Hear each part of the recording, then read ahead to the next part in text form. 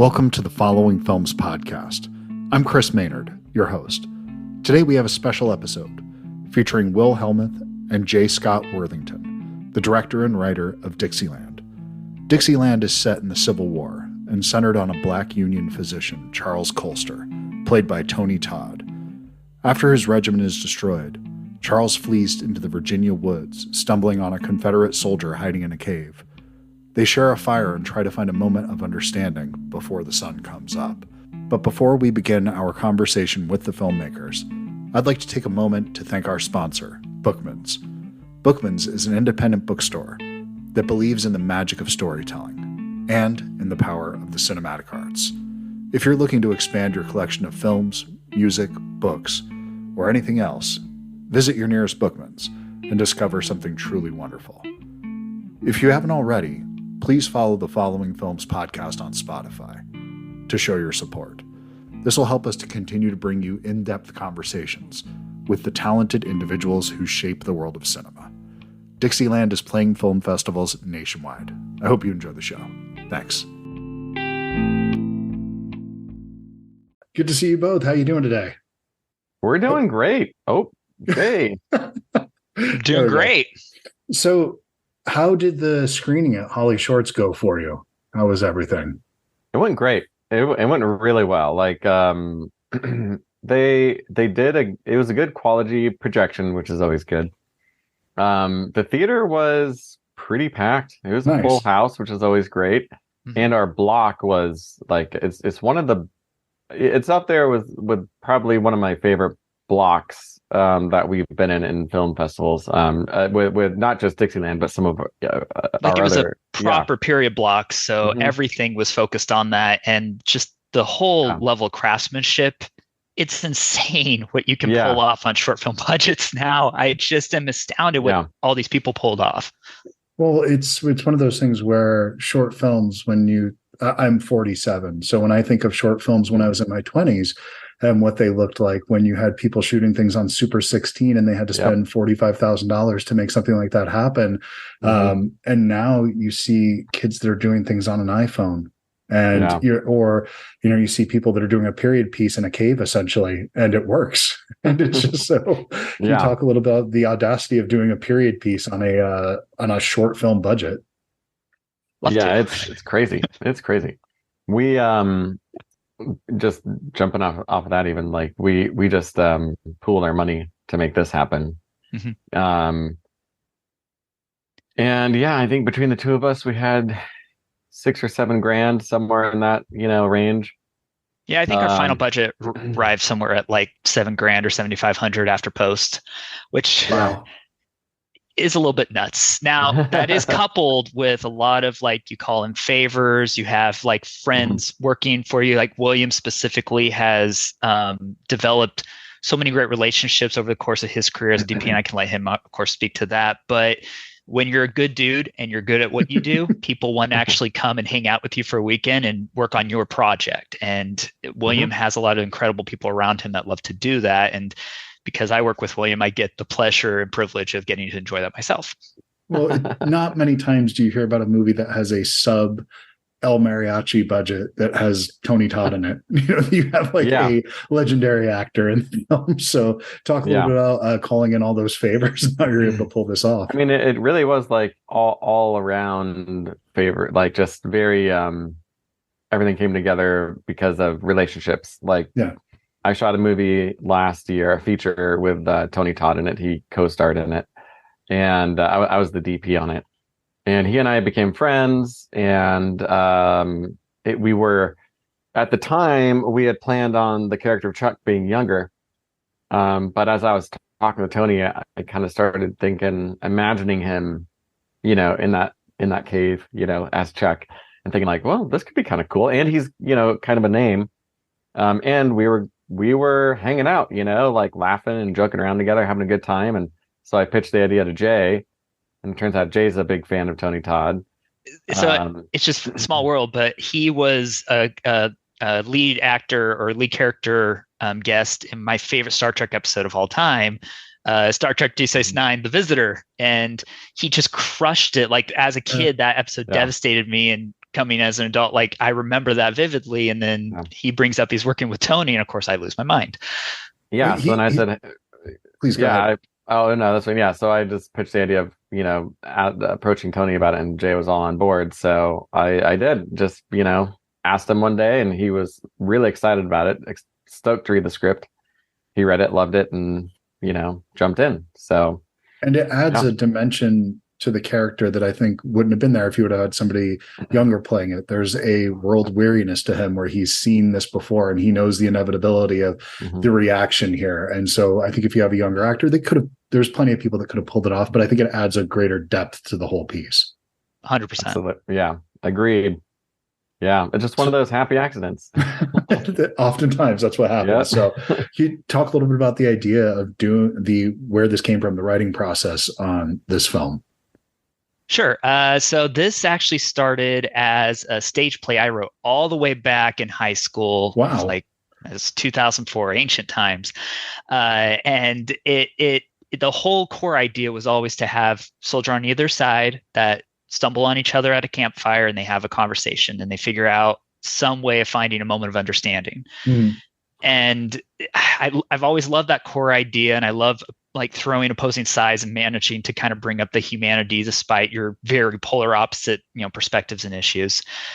And then naturally, it's been a couple decades. I've matured and learned a lot myself over that time. And so you come back and you get to revisit this small idea and try to apply all that stuff that you've kind of absorbed and learned over the years. And then the big change to the core idea from that was choosing to have one of the characters be a Black character instead of it having to be two white soldiers, which also very much changes the dynamic and tone of everything. But we wanted to make a point of not just telling yet another slavery story. One, I wouldn't feel qualified to even write that, but it also finding a way to tell a new perspective or point of view within the Civil War that can also be through that gaze. And it having that physician that has all that various stuff happening and brewing on the surface that they bring to that moment in the cave when they're talking to a very racist Confederate soldier. Yeah. It just changed it all in really, really cool ways. And like you say, Tony, with his, being a little bit older and having all this life experience to bring to play, brought even more layers to it. And then Tony himself brought all kinds of incredible internal life to what he was choosing to do with the character. Wild ride. He just delivers a great performance here. And you mentioned writing this as a play, back in 2004. Your high school writing was a lot better than mine, because anything that I go back and I look at, if I'm cracking open one of those Trapper Keepers and there's a single fucking idea in there I want to look at again. It's the only good one. All of it, the rest of it's crap, but that one was pretty solid. Oh man. Mm-hmm. Well, good. I'm glad you did it, because you got something good here. And the only thing I hate about this film is that it's as relevant today, probably more relevant today than it was back in 2004, which is very unfortunate, but here we are. Yeah, that was, I think, one of the big reasons we even wanted to tell this particular story. Is, I mean, for one, it's an intimate story, and so it should be easy to do on a budget in theory. Of course, it's still a period piece, but but yeah, the relevance of it is you look around and you kind of see our country split on two crazy divides and having a really hard time talking to each other, being able to even hear each other. And so telling a story like this, where you go back in time to comment on what's happening in the here and now, and like another time where we couldn't even talk to each other and still figure out, could there possibly a way to see the other person as a human? I think that is really relevant to focus on. Well, it's that separation. You put it at an arm's length and it becomes digestible. Exactly. Where if you set this now with a Republican and Democrat, two people that have opposite sides that are clashing with each other, there's no way of not coming across like you're on a soapbox at that point. So if you put this on a space station, whatever it is, this Deep Space Nine version of this story. Now you're talking. You do the Alien Mind version of this film, and then essentially it's that same idea, and it does work. And I think it's more digestible when you make things, when you make it a genre. This is a period film and something like that. I think that makes it so that it's we don't reject it because there's something innate in us that when we're being told things directly, we will reject them. But if you kind of we handle things in metaphor. I don't know why we're so broken, but we need that way. It's almost like you need plausible deniability in a way. And I actually I've been harping on this with William forever. This is why I love genre so much, because whether it's horror, sci-fi, fantasy, even period pieces, Western, you get to take a step away from the present, and then you have the opportunity to comment on the present. And really good, great genre always manages that. So we were attempting. Yeah. 100% agreed. Yeah. That's a big part about going off of all this, what I love about this genre element is like you can not only take situation, the Civil War, things like that, comment on what's happening now, which we had a lot of discussions about that with all Philip and Tony, who are the actors, and Jay and I and everything, but also you in my opinion can sometimes create this multi-layered experience where you're transporting people to this other time, and telling a story that's interesting without any commentary even. Yeah. But then you're weaving in all this stuff as well. Like it can work. It can kind of stand independently almost on like any of these legs. So yeah, with any kind of genre, when it's done right, I just find it so like rich and fun. And today's episode of the Following Films podcast is brought to you by Bookman's. So the last time I went into Bookman's, I went straight over to the movie section, as I often do, and I was so excited because one of my favorite things that happens when I go in there, I'm looking for a movie and I don't know exactly what I want to see, something I've been meaning to see, and there's a blind spot. And when I saw East of Eden, I was super excited because it's a movie I've been wanting to see for years, but for whatever reason, I've just never gotten around to it. So the film adaptation of John Steinbeck's East of Eden, it's a powerful cinematic achievement. I know I'm not the first person to say this, but it absolutely does justice to the novel's what can only be described as profound themes and the complex characters. It's directed by Kazan and features outstanding performances from the whole cast, but mainly here by James Dean as Cal Trask. The film captures the essence of the book while adding its own visual and emotional dimension. The cinematography, which looks absolutely incredible in 4K, captures the rugged beauty of the California landscape. So it sets the stage for this intense family drama that unfolds throughout the film.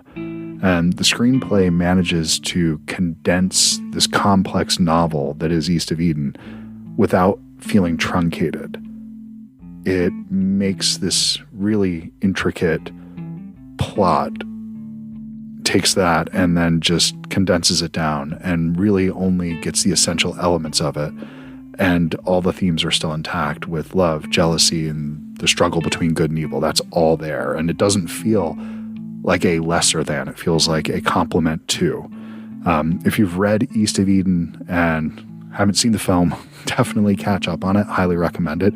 If you've only seen the film and haven't read the book, definitely check out the book as well. It's worth your time. But in the movie, James Dean's portrayal of the troubled Cal, it's nothing short of iconic. It showcases his raw talent and charisma. The supporting cast is also incredible, especially Julie Harris, I think, does an equally compelling job here with just an outstanding performance. And there's a depth and authenticity to these characters that wasn't very common for this time. So it's something pretty remarkable here. East of Eden, it's absolutely a classic that continues to resonate to this day, still holds up. I think that's mainly because of its exploration of human nature and the complexity of family dynamics. It's a timeless masterpiece that deserves a place in the annals of cinematic history. I think it's there. It just took me a long time to catch up with it. This is a must-watch for anyone who appreciates powerful storytelling and exceptional performances. So remember, next time you go to Bookman's, they have your cool covered. Hope you enjoy the rest of the show. It's great. So same here. Yeah, it's the reason and I've said this a million times, but the way that I discovered Kurosawa was by going to see horror films at the same repertory theater that played that stuff. It was by going to see Night of the Living Dead.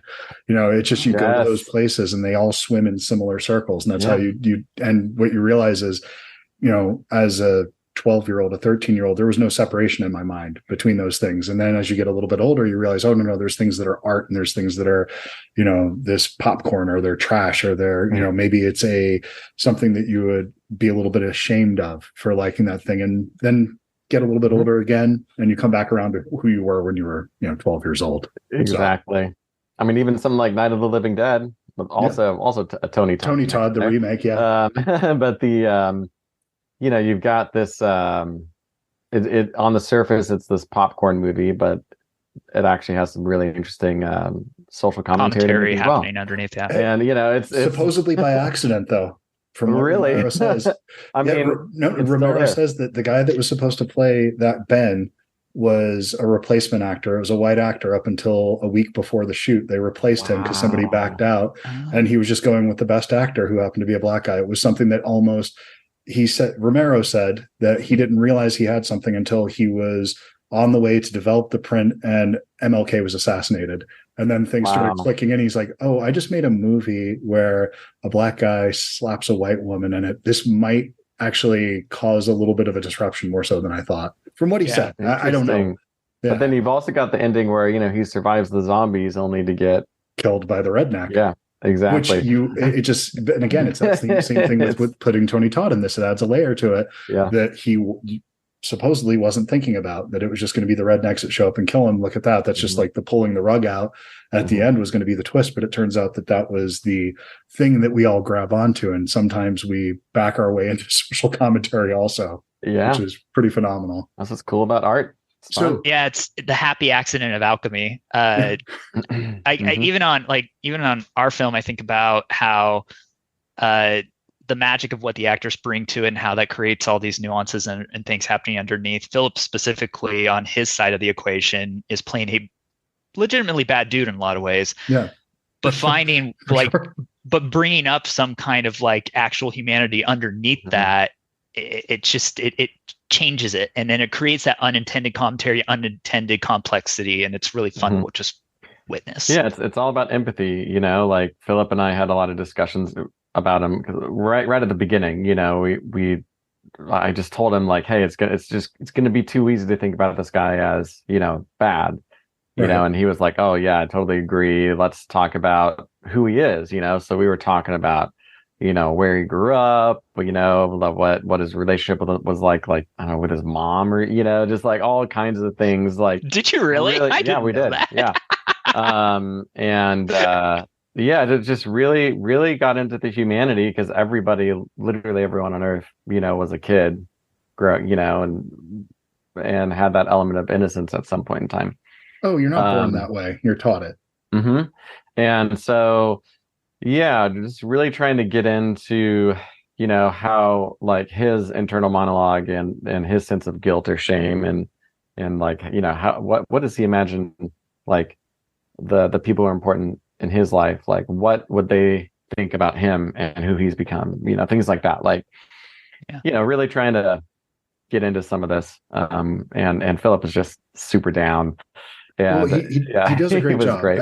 As you say, he never plays it the one note obvious mustache twirling villain side of things, which would be very easy to do, where I think he's not playing the bad guy. He's clearly the bad guy, but he's not playing the bad guy, if that makes sense. So I mean, in some ways, how I like to think about this film is that actually neither Philip or Tony's character is obviously not the bad guy, but I don't even like to think of Philip's character as an antagonist the bad necessarily. Guy. He's not. The war is the antagonist, and they're both victims of that. And like you say, what you're taught. So if you're taught, imprinted upon you these really terrible biases that you carry within you, and they calcify and they take on a life of their own, I mean, you're still responsible for the actions that you do after that, but that you were not set up for success, and breaking off of that is an incredibly difficult thing. And it's not, I don't feel like it's a point of finding a great deal of empathy for the choices and actions of the war or the people that did it. It's really just around this moment of desperation that, your life is ending and wanting to have a human connection there with you, that of all the people that you could have said, I want to have a connection with, this would have been the last person you would have chosen to be there with in your last moments, but this is who you have. What are you going to do with it? And he's still trying to put out the olive wrench to make a connection, as sloppy and awkward as it is. He's still attempting to find that connection. And that's where you see, I think, the empathy in this character. Yeah. So what's the future for the film? How is this going to be playing the festivals for the rest of the year and then eventually just be put up? Or what are you thinking about doing with it? Yeah. So, we'll be in the festival circuit through next summer is what it looks like. And then when that's done, we're kind of looking for a home for it. It'll be online somewhere. It's tricky because there are certain like genre channels, like Dust is a great example for like sci-fi. Which our previous sci-fi short was on that. Yeah. You can put it up there, but like Civil War, like period, like there's not really not a lot of big platforms out there for that. But Bandor does that stuff, if you're familiar with that one. No. They put up some indie films and shorts and stuff that's pretty interesting. That's a little bit all over the place. It's not just it's not like a Shudder or a genre specific streaming site where they just do kind of a lot of festival films, places that haven't had a home. They put it there. So one to think about. Yeah, absolutely. Awesome. Yeah. So that's going up there. And so we'll see how the rest of the festival circuit unfolds. We got more coming up that we'll be announcing soon, but that's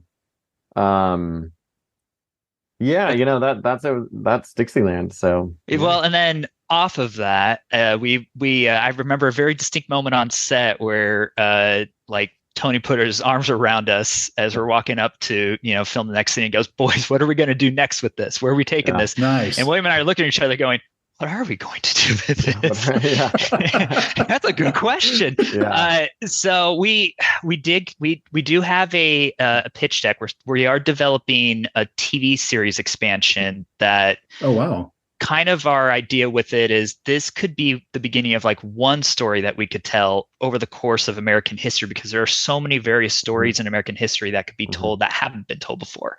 So we have been working on, like, I call it a American history story. Like if Ryan Murphy decided to make a show about history, this would be it. Every season would be dedicated to telling a new story within American history and delving into kind of Americana and the legends and stuff that we have. But then every season tells a new one of those. We keep the same cast the whole time, though. So we're constantly recasting people in new roles. We get to keep the same like core team, but we get to just move our way through history and highlight various things that haven't been touched on. We think it's really cool. We don't think there's anything quite like it.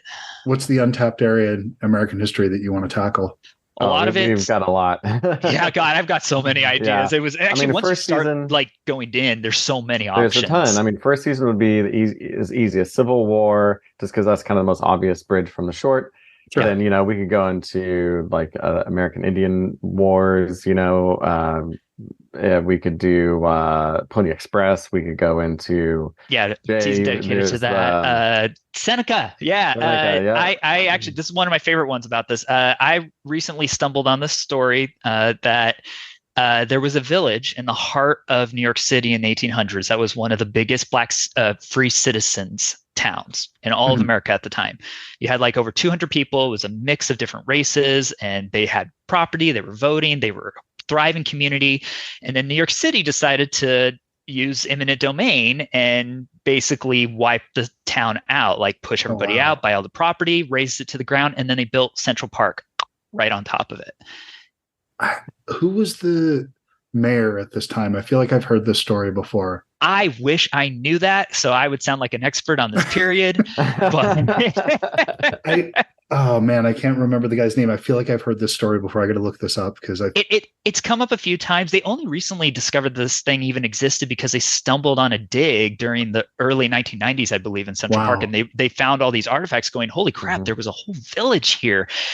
So it's never been told. Like, that story has never come up before in any form of media, as far as I know. And that's the kind of stuff that'd be like, let's tell the forgotten tales. Let's tell the ones where we can zero in on a period and talk about something that hasn't shown up on media before. And then, like we've been discussing, you can maybe comment a little bit on where we are in the here and now throughout all that, because history affords you the opportunity to do that. Love that, man. I hope that comes to fruition. I'm excited by that idea. Yeah. Awesome. Well, thank you both, gentlemen, for taking the time to do this today, man. I really appreciate it. And congratulations on the film. I think you got something really special here. Thank you. Well, thank you very much for having us. Yeah, absolutely. Great, appreciate man. it. Yeah, I really did like the film. Really, it was out of all the films I watched, Holly, this year, there was probably about 30 or 40, something like that I watched. This was definitely one that stands out. So great job, guys. Really something to be proud of. Thanks so much. Awesome. Nice to meet you guys. Good to meet you too. Well, sir. All right, cool. Thank you. And if you have anything, time enough to figure you out. Time enough to write this down. Wish me luck, give me hope.